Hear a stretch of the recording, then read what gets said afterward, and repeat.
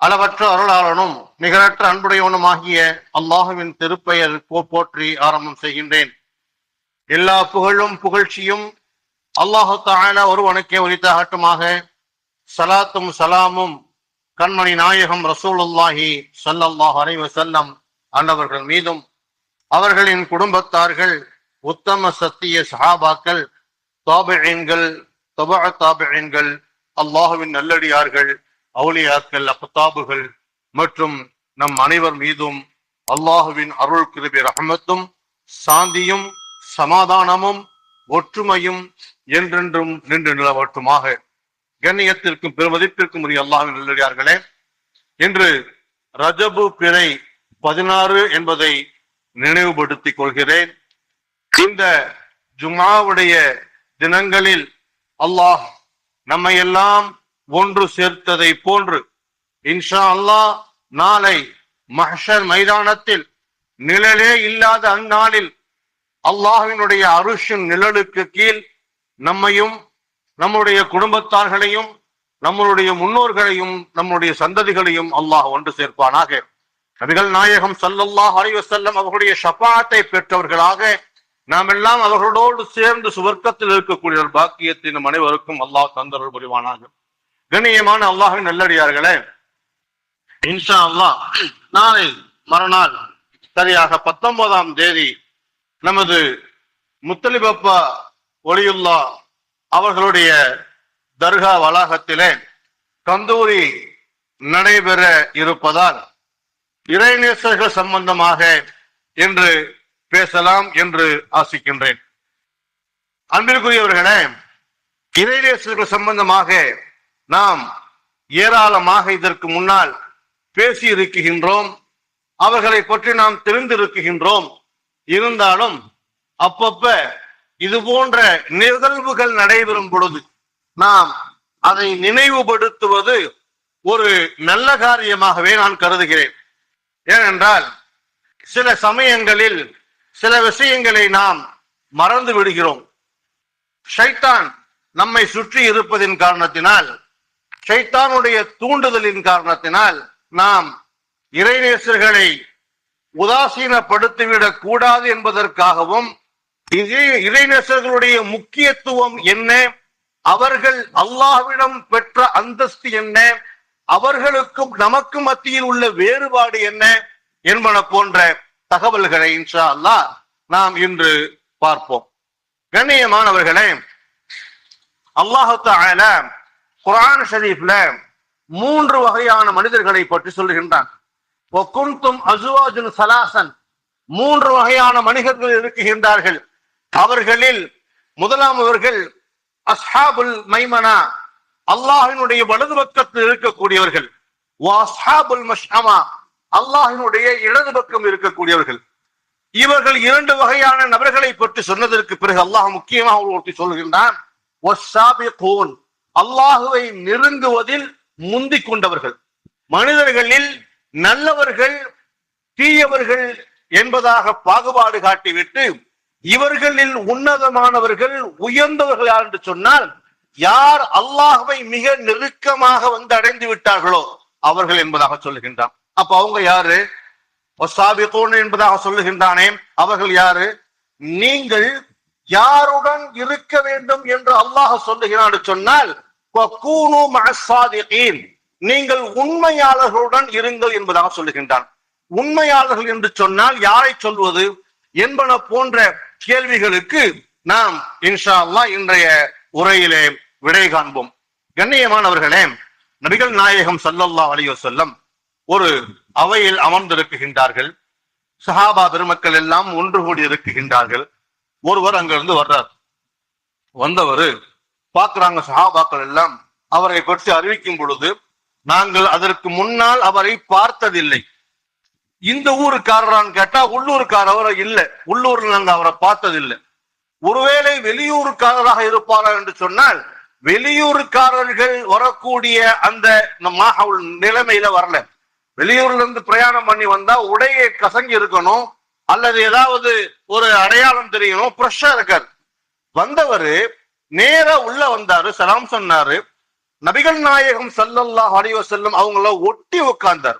எந்த அளவுக்கு ஒட்டி உட்கார்ந்தார் அப்படின்னு சொல்லி கேட்டாக்கா, அவருடைய முட்டிக்கால் பெருமானா ஸல்லல்லாஹு அலைஹி வஸல்லம் உடைய முழங்காலுடன் ஒன்னாக ஒட்டி இருக்கக்கூடிய அளவுக்கு ஒட்டி உட்கார்ந்தார். அப்ப நாங்கெல்லாம் ரொம்ப ஒரு ஆச்சரியமா பாக்குறோம். அவர்கிட்ட யார் இவரு, எங்கிருந்து வர்றாரு, இதுக்கு முன்னாடி நம்ம அவரை பார்த்ததே இல்லையே என்பன போன்ற கேள்விகள் எங்களுடைய உள்ளத்தில் இருக்கும் பொழுது, அப்பொழுது அவர் வந்த உடனே கேட்கிறாரு, மல் ஈமான், ஈமான்னா என்னன்னு கேட்கிறாரு.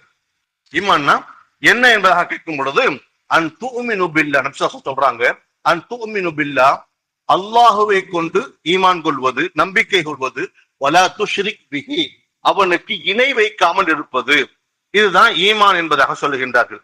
அதற்கு அடுத்ததாக கேட்கின்றார், மல் இஸ்லாம், இஸ்லாம்னா என்ன அப்படின்னு கேட்கிறார். அதற்கு நபி ஸல்லல்லாஹு அலைஹி வஸல்லம் சொன்னார்கள், அன் தஅபுதுல்லாஹ், அல்லாஹுவை வணங்குவது என்பதாக சொல்கின்றார்கள். அல்லாஹுவை வணங்குவதுன்னு சொன்னா அதுல எல்லாமே அடங்கிடும். நோன்பு, தொழுகை, ஜக்காத்து, ஹஜ், இது எல்லாமே ஒரு முஸ்லிமானவங்க செய்யக்கூடிய எல்லா அமல்களும் அந்த ஒரு ஒற்றை வார்த்தையில அடங்கிவிடும்.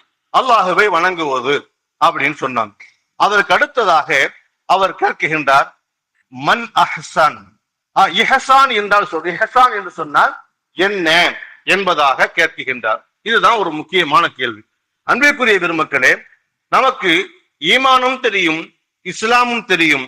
அதற்கு அடுத்ததாக ஒரு வார்த்தை இருக்குது பார்த்தீங்களா, இஹ்சான். இந்த இஹ்சானை பெற்றவர்கள் தான் அந்த வலிமார்கள்.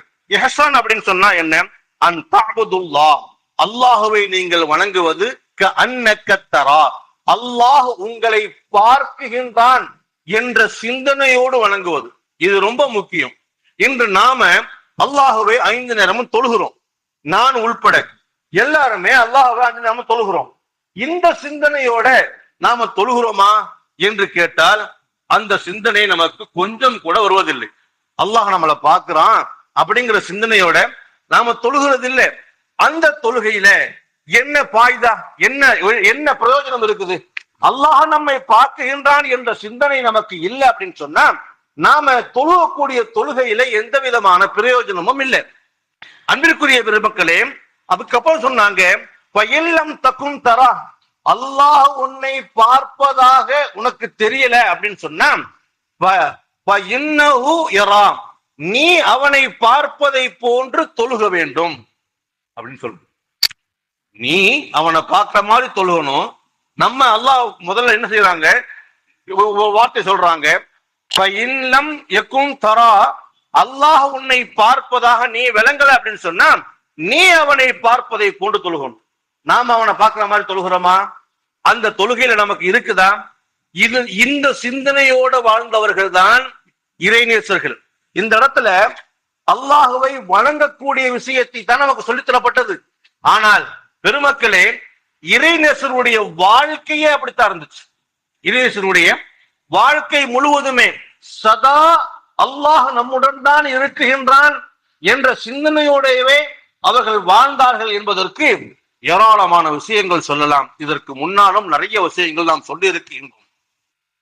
இமாம் அஹ்மது இப்னு ஹம்பல் ரஹ்மத்துல்லாஹி அலைஹி ஒரு அற்புதமான ஒரு இறைநேசர்.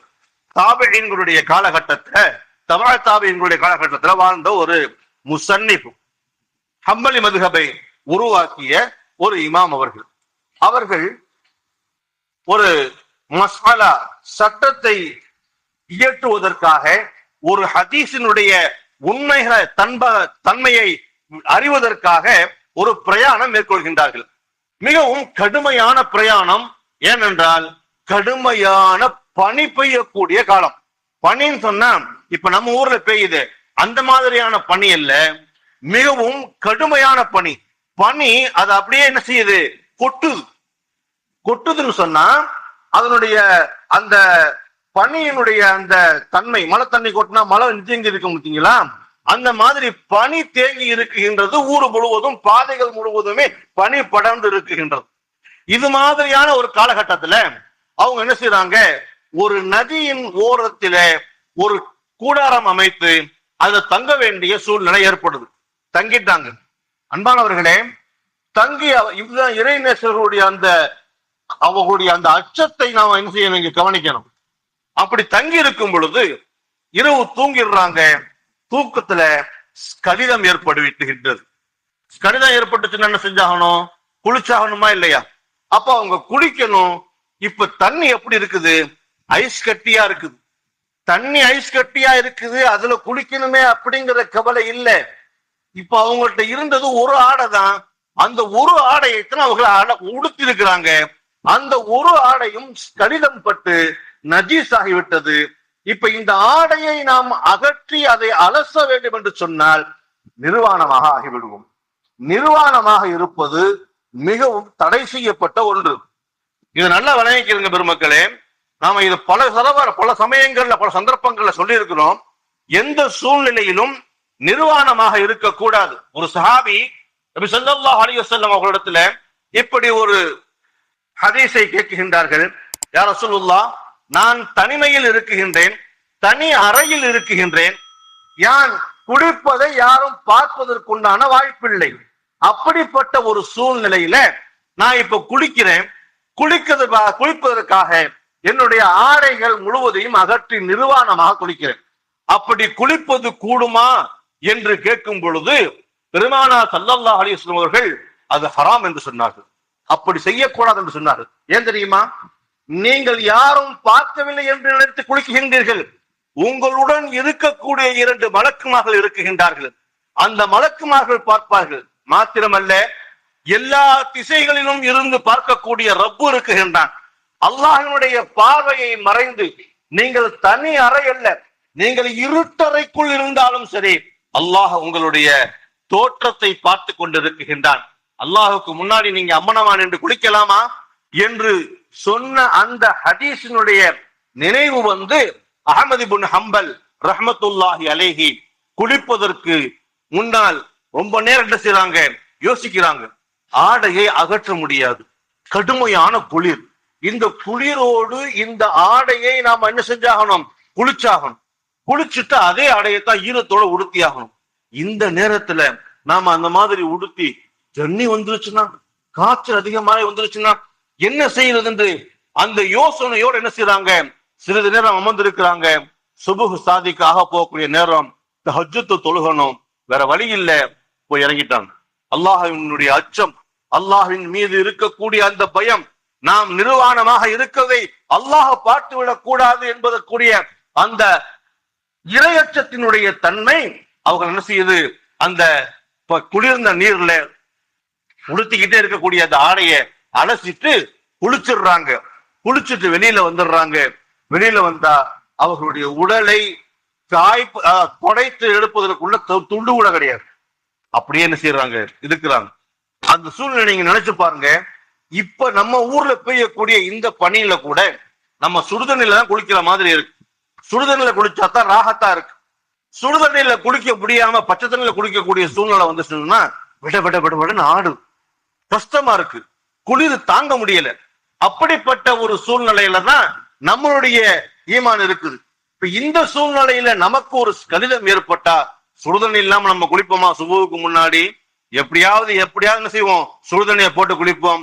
அல்லது நம்மள்ட்ட இருக்கக்கூடிய தண்ணி அந்த அளவுக்கு பெரிய குளிர் இல்ல, நம்ம குளிரை தாங்கிக்கலாம் அப்படின்னு சொல்லி குளிச்சிருந்தாலும் நம்ம என்ன செஞ்சிருவோம், உடையை மாற்றிக் கொள்வோம். இப்படிப்பட்ட ஒரு சூழ்நிலையில் அஹ்மது இப்னு ஹம்பல் ரஹ்மத்துல்லாஹி அலைஹி அந்த உடையோடு இருக்கின்றார்கள். பனியுடைய காலம், வெயில் அடிக்கவில்லை. அந்த உடையோடு இருந்தாலும் கூட வெயில் அடித்தால் தானே அந்த உடை காயும், அந்த உடை காய்ந்தால் தானே குளிர் குறையும். அப்படிப்பட்ட அந்த சூழ்நிலையிலும் கூட இமாம் அஹ்மது இப்னு ஹம்பல் ரஹ்மத்துல்லாஹி அலைஹி அவர்கள் என்ன செஞ்சாங்க, அந்த உடையோடே இருக்கிறாங்க. இறைவனுடைய அச்சம், இதுதான் இறைநேசர்கள், இதுதான் இறைநேசர்கள். இந்த இறைநேசம் ஏன் அந்த இறைநேசம் வந்துச்சு? கண்ணக்க தரா, நிச்சயமாக அல்லாஹ் உன்னை பார்க்குகின்றான் என்ற சிந்தனையோடு வாழ்ந்ததனுடைய மகத்துவம் தான் அவர்கள் இறைநேசர்களாக ஆனார்கள் என்பதை நாம விளங்க முடியும். இறைநேசர்களுக்கென்று அல்லாஹ் தஆலா ஒரு சிறப்பான அந்தஸ்தை வைத்திருக்கின்றான். நாம் பல முறை பல தடவை சொன்னதுண்டு. மரியம் அலைஹிஸ்ஸலாம் அவர்கள் தனிமையில் இருக்குகின்றார்கள், அவர்களுக்கு உணவு கொண்டு வர வேண்டும் என்று சொன்னால் ஜக்கரியா அலைஹிஸ்ஸலாம் அவர்களை தவிர வேறு யாரும் அங்கு சென்று போக முடியாது. அப்படிப்பட்ட ஒரு காலகட்டத்தில் ஜக்கரியா அலைஹிஸ்ஸலாம் உணவை கொண்டு வருவதற்கு தாமதமாகின்றது. உள்ளே வந்து பார்த்தால் எங்கும் கிடைக்காத அற்புதமான உணவு அங்கு இருப்பதை பார்த்துவிட்டு, அன்னா லக்கி ஹாதா, இந்த உணவு உனக்கு எங்கிருந்து கிடைத்தது என்பதாக கேட்கும் பொழுது, ஹாதா மின் ரப்பி, இது என்னுடைய ரப்பிடம் இருந்து வந்து சொன்னாங்க என்பதாக குர்ஆன் பதிவு செய்கின்றதே. அதுதான் இறைநேசர். அன்பிற்குரிய பெருமக்களே, இன்னொரு சம்பவம் உங்களுக்கு தெரியும், ஞாபகத்திற்காக சொல்கின்றேன். எகிப்தில நைல் நதி ஓடாம நிக்குது. அம்ர் இப்னு ஆஸ் ரலியல்லாஹு அன்ஹு அவர்கள் அங்கு ஜனாதிபதியாக பதவி வகிக்கின்றார்கள். அந்த ஊரினுடைய ஒரு வழக்கம் என்னன்னு கேட்டீங்கன்னா, வருடத்திற்கு ஒரு முறை ஒரு கன்னி பெண்ணை அறுத்து பலியிட்டு அதனுடைய இரத்தத்தை அங்கு ஊற்றினால்தான் என்ன செய்யுமாம், அந்த நைல் நதி ஓடுமாம். அந்த கூட பழக்கத்தில் மூழ்கி இருந்த அந்த மக்கள் அதற்கு ஏற்பாடு செஞ்சுக்கிட்டு இருக்கிறாங்க. அந்த ஏற்பாடு செஞ்சுக்கிட்டு இருக்க போகும்போது இந்த விஷயம் ஆளுநருக்கு தெரிய வருது. அவங்க என்ன செய்யறாங்க, இதை நிப்பாட்டுறாங்க.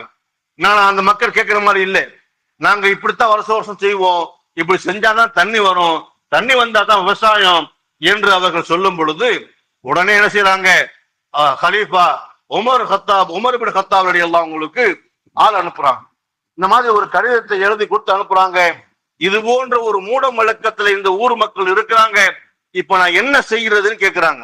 அதுக்கு இமாம் உமர் இப்னு கத்தாப் ரலியல்லாஹு அன்ஹு அவர்கள் ஒரு கடிதம் எழுதுறாங்க. கடிதம் யாருக்கு தெரியுமா? அங்க இருக்கக்கூடிய அந்த ஜனாதிபதி அம்ர் இப்னு ஆஸ் ரலியல்லாஹு அன்ஹு அவங்களுக்கு இல்லை, அந்த நைல் நதிக்கு எழுதுறாங்க. நைல் நதி என்ன மனுஷனா? அதுக்கு படிக்க தெரியுமா? எந்த ஸ்கூல்ல போய் படிச்சிச்சு? என்ன எழுதுனாங்க தெரியுமா? அல்லாஹ்வின் பெயரை கொண்டு எழுதுகின்றேன், நீ ஒரு கன்னி பெண்ணை அறுத்து பலியிட்டால் தான் ஓடுவேன் என்பதாக ஊர் மக்கள் நம்பிக்கொண்டிருக்கின்றார்கள். நாங்கள் அல்லாஹுவையும் அல்லாஹ்வுடைய ரசூலையும் நம்பக்கூடியவர்கள். அல்லாஹினுடைய கட்டளைக்கு இணங்க அவன் பெயரை கொண்டு ஓடுவதாக இருந்தால் ஓடு, இல்லை என்றால் உன்னுடைய நதி எங்களுக்கு தேவையில்லை என்பதாக அவர்கள் எழுதிய அந்த கடிதத்தின் வரிகள் புகாரி ஷரீப் மாத்திரமல்ல, ஜியாஹுசித்தான் சொல்லக்கூடிய 6 பெரும் கிரந்தங்களில் பதிவு செய்யப்பட்ட ஆதாரபூர்வமான ஒரு சம்பவம். இந்த சம்பவத்திற்கு பிறகு அந்த கடிதத்தை அவரிடம் கொடுத்து, இந்த கடிதத்தை கொண்டு போய் நைல் நதியில போடுங்கன்னு சொன்னாங்க. நைல் நதியில போடப்பட்டுச்சு. அல்லாஹு அக்பர். விடுவதற்குள் அந்த நைல் நதி பெருக்கெடுத்து ஓட ஆரம்பித்தது. இன்று வரைக்கும் நைல் நதி நிற்காமல் ஓடிக்கொண்டிருக்கின்றது என்பதாக நாம் வரலாறுகளே பார்க்கின்றோம். இதுதான் இறை நேசர்களுடைய அந்தஸ்து. என் அன்பான பெருமக்களே, அப்படிப்பட்ட அந்த இறை நேசர்கள் தங்களுடைய உள்ளங்களில் அல்லாஹுவை முழுமையாக தங்களை பொருந்து கொண்டார்கள். ரலியல்லாஹு அன்ஹு அவர்கள் அல்லாஹுவை பொருந்து கொண்டார்கள். வரது அன்ஹும் அவர்களை அல்லாஹ் பொருந்தி கொண்டான். இன்னைக்கு நம்முடைய வாழ்க்கைக்கும் அவங்களுடைய வாழ்க்கைக்கு வித்தியாசம் இல்லையா? அன்பான பெருமக்களே, அவர்களை பற்றி அல்லாஹ் சொல்லும் பொழுது இப்படி சொல்லுவான். அவர்கள் யார் என்று சொன்னால், அல்லதீன ஆமனு, அல்லாஹுவை ஈமான் கொண்டு இருப்பார்கள், அவர்கள் அல்லாஹுவை முழுமையாக அஞ்சுவார்கள். ஏங்க, நம்மளும் அல்லாஹ் தானே ஈமான் கொண்டிருக்கிறோம், நம்ம ஒண்ணும் வேற யாரும் ஈமான் கொள்ளலையே, நம்மளும் அல்லாஹ் பயந்துதானே இருக்கிறோம். அல்லாஹ் பயப்படாம இங்க யாராவது ஒருத்தர் சொல்ல முடியுமா நான் அல்லாஹ் பயப்படலன்னு சொல்ல முடியுமா? அன்பான பெருமக்களே, அப்படி அல்லாஹுவை பயப்படுவது என்று சொன்னால், நான் இப்பொழுது சொல்லி காட்டினேனே, அஹ்மத் இப்னு ஹம்பல் ரஹ்மத்துல்லாஹி அலைஹி அவர்களை போன்று அந்த பயம் இருப்பது என்பதுதான் இங்கு மிக முக்கியமான ஒரு விஷயமாக இருக்கின்றது. அப்படிப்பட்டவர்களைத்தான் அல்லாஹு தஆலா இறை நேசர்களாக தேர்ந்தெடுத்துக் கொண்டான். அந்த இறை நேசர்களுடைய பெருமையை பற்றி அவர்கள் அல்லாஹ் சொல்லும் பொழுது, அவர்கள் அல்லாஹுவை அவர்கள் சத்தியமிட்டு ஒரு விஷயத்தை சொன்னாங்கன்னு சொன்னா அது நடக்கும். இறை நேசர்களுடைய பண்பு அதுதான். அன்பானவர்களே, அப்படிப்பட்ட இறை நேசர்களுடைய ஒரு நிகழ்வுதான் கந்தூரி விழா என்பது. கந்தூரி விழா என்று சொன்னால் என்ன? கந்தூரி விழாவில் என்ன பிரச்சனை? கந்தூரி விழா நடத்துவதால் என்ன தவறு என்று நாம் என்ன பார்க்கணும். அன்பிற்குரியவர்களே, கந்தூரி விழான்னு சொன்னா அவர்களை நினைவுபடுத்துவது. யாரை நினைவுபடுத்துவது? இப்ப முத்தலிபப்பா இருக்கிறாங்க, அவங்களுடைய வாழ்க்கை வரலாறு நமக்கு யாருக்கு தெரியாது. தெரிஞ்சவங்க இருந்தாங்கன்னு சொன்னா அவங்க என்ன செய்யலாம், அவங்களுடைய அந்த வாழ்க்கை வரலாற சொல்லலாம். நம்ம மக்களுக்கு என்ன செய்வோம், எடுத்து சொல்லுவோம். நம்ம மரியாதைக்குரிய ஹாஜி தஸ்வகீர் அவர்கள் ஒரு தடவை இந்த கந்தூரி விழாவுல முத்தலிப் அப்பாவுடைய வாழ்க்கை வரலாறுல ஒரு சில குறிப்புகளை சொன்னாங்க. முத்தலிப் அப்பா ஒலியுல்லா என்று அவர்கள் சிலோனில் அடங்கப்பட்டிருக்கின்றார்கள். அவர்களுக்கும் எங்கு அடங்கப்பட்டிருக்கக்கூடிய முத்தலிப் அப்பா அவர்களுக்கும் ஒரு கனெக்ஷன் இருக்குதான். அந்த கனெக்ஷன் எப்படி ஏற்பட்டுச்சு அப்படின்னு சொல்லி அவங்க சொன்னாங்கன்னு சொன்னா, அவங்க சொன்ன விஷயத்தை நான் உங்களுக்கு இப்ப சொல்றேன். அவர் இப்ப இருக்கக்கூடியவர் ஒரு நல்ல சாலிஹான மனிதராக இந்த ஊரில் கருதப்பட்டவராக இருந்தார். அப்படிப்பட்ட அவருக்கு சில சமயங்களிலே ஒரு ஜதுபு ஏற்படும். அந்த ஜதுபு ஏற்படும் பொழுது அவர் சொல்லக்கூடிய வார்த்தைகள், நான் தான் முத்தலிபு வந்திருக்கின்றேன் என்று சொல்லுவார். முத்தலிபு என்று சொன்னால் யார் என்றே அவருக்கு தெரியாது. முத்தலிபு என்று சொன்னால் யார் என்று அவருக்கு தெரியாது. அவர் எங்கு அடங்கப்பட்டு இருக்கின்றார் என்பதும் தெரியாது.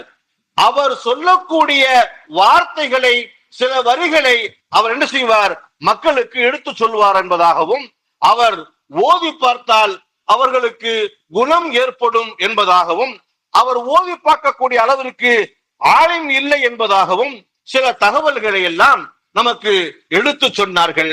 இது ஒரு 4 ஆண்டுகளுக்கு முன்பதாக எனக்கு நினைவு இருக்குகின்றது. அன்பிற்குரிய பெருமக்களே, ஒன்று நீங்கள் விளங்கிக் கொள்ளுங்கள், அல்லாஹ் தஆலா எல்லாருக்குமே அந்த அந்தஸ்தை கொடுத்துறது இல்லை.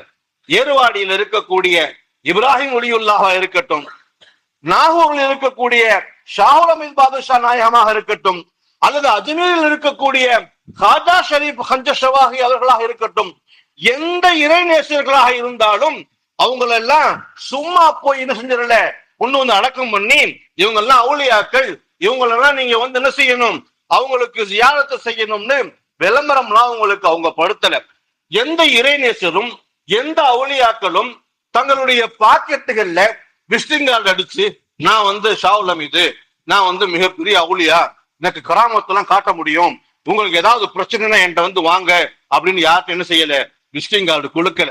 ஒண்ணு தெரிஞ்சுக்கணும், இறைநேசர்கள் யாரும் தங்களை பிரபலியப்படுத்திக் கொள்ள மாட்டார்கள். அல்லாஹ் அவர்களை இது போன்ற சந்தர்ப்பங்களில் பிரபலியப்படுத்தி விடுகின்றான்.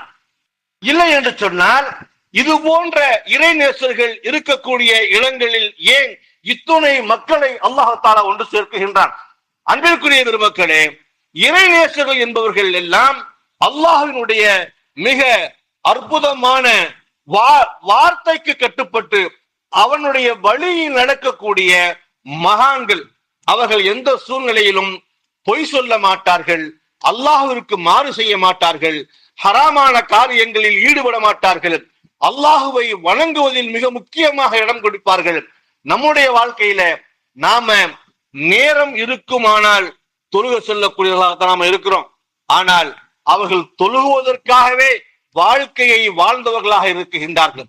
அன்பான பெருமக்களே, அவர்களுடைய அந்த அந்தஸ்தையும் அவர்களுடைய நன்மதிப்பையும் சொல்லிக் கொண்டே செல்லலாம்.